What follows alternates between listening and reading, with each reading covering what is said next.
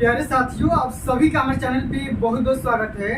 उम्मीद करता हूं कि स्वस्थ होंगे, मस्त होंगे और तैयारी बेहतरीन चल रही होगी। जितने भी विद्यार्थी 2025 बोर्ड परीक्षा में हिंदी का पेपर देने वाले हैं, उनके लिए हिंदी का एक मोस्ट इम्पोर्टेंट टॉपिक लेकर के आ चुके हैं। और बच्चों, आज के इस वीडियो के माध्यम से मैं आप सभी को जयशंकर प्रसाद का जीवन परिचय बताने वाला हूँ।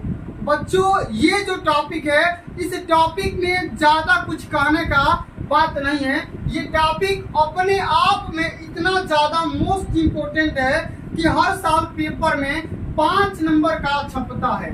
बच्चों, 5 नंबर का लेखक का जीवन परिचय और 5 नंबर में कवि का जीवन परिचय, यानी कि हम यूं कह लें, इस टॉपिक से टोटल मिला करके 10 नंबर के प्रश्न हर साल पेपर में पूछे जाते हैं। तो बच्चों, आज के इस वीडियो के माध्यम से हम सभी जयशंकर प्रसाद के जीवन परिचय के बारे में पूरा डिटेल में समझने वाले हैं। इसलिए आप सभी से हम्बल रिक्वेस्ट है, इस पूरे वीडियो को शुरू से लेकर के एंड तक देख लेना।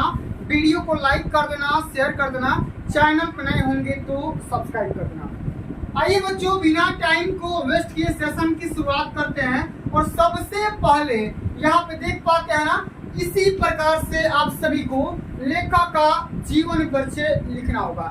उससे पहले बच्चों, मैं आप सभी को शॉर्ट में जीवन परिचय यहाँ पे बता दे रहा हूँ। इसी प्रकार से आपको ध्यान में रख कर के लिखना है। सबसे पहले अगर पूछेगा कि जयशंकर प्रसाद का जीवन परिचय लिखिए, तो सबसे पहले आपको क्या करना होगा, जयशंकर प्रसाद नाम लिख देंगे। इनका शॉर्ट में अगर जीवन परिचय आपको याद करना है, तो सबसे पहले जन्म कब हुआ था, तो सन 1889 ईस्वी में हुआ था। और कहाँ पे हुआ था? काशी मतलब वाराणसी में। कहाँ पे हुआ था? वाराणसी में हुआ था मेरे भाई। कहाँ पे? वाराणसी में हुआ था। ठीक है। उसके बाद अगर हम बात करेंगे, इनके पिता का नाम देवी प्रसाद था और माता का नाम मुन्नी देवी था। इसी के साथ अगर इनकी रचना का भी देखेंगे तो स्कांद रूप, अजात शत्रु 14 नवंबर सन 1937 को क्षय रोग से ये ग्रसित हो जाते हैं और इनकी बहुत ही कम अवस्था में इनकी मृत्यु हो जाती है। इसी प्रकार से बच्चों, हम आगे बात करते हैं, तो आपको ये वाला जीवन परिचय इसी प्रकार से लिखना होगा। सबसे पहले आपको करना क्या होगा, आपको यहाँ पे हेडिंग लगाना होगा जीवन परिचय।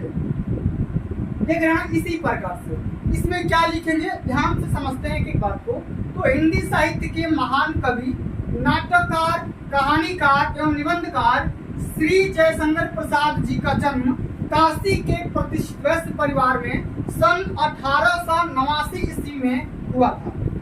तो बच्चों, सबसे जो पहली लाइन होती है, इसमें आपको 2-3 बातों को बताना जरूरी होता है।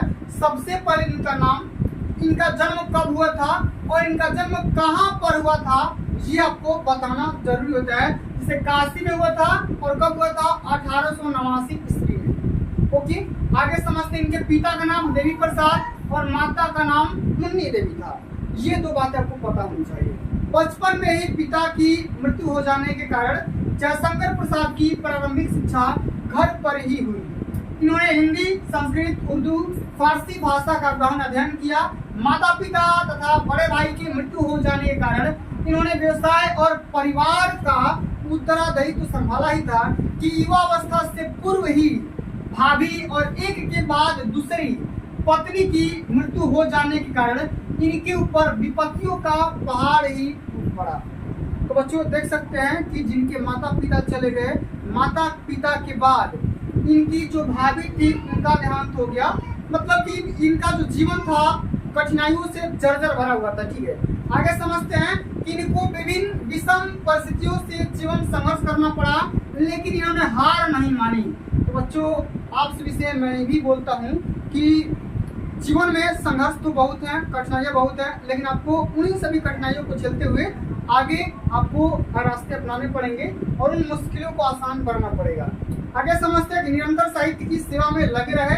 क्रमशः प्रसाद जी का शरीर चिंताओं से जर्जर हो गया और अंततः क्षय रोग से ग्रसित हो जाने के कारण 14 नवंबर सन 1937 ईस्वी को केवल 48 वर्ष की अवस्था में मृत्यु हो जाती है। तो बच्चों ये तो हो गया इनका जीवन परिचय।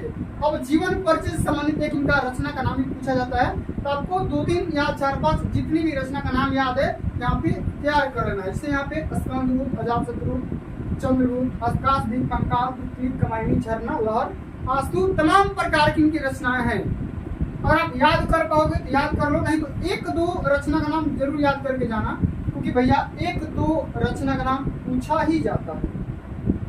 ठीक है, तो प्यारे बच्चों आज के लिए बस इतना ही। अगर ये वीडियो आप सभी को अच्छी लगी होगी, हेल्पफुल लगी होगी, तो वीडियो को लाइक कर देना, शेयर कर देना, चैनल पर नए होंगे तो सब्सक्राइब कर देना। जल्दी मिलते हैं अगली वीडियो में, तब तक के लिए जय हिंद, जय भारत, वंदे मातरम।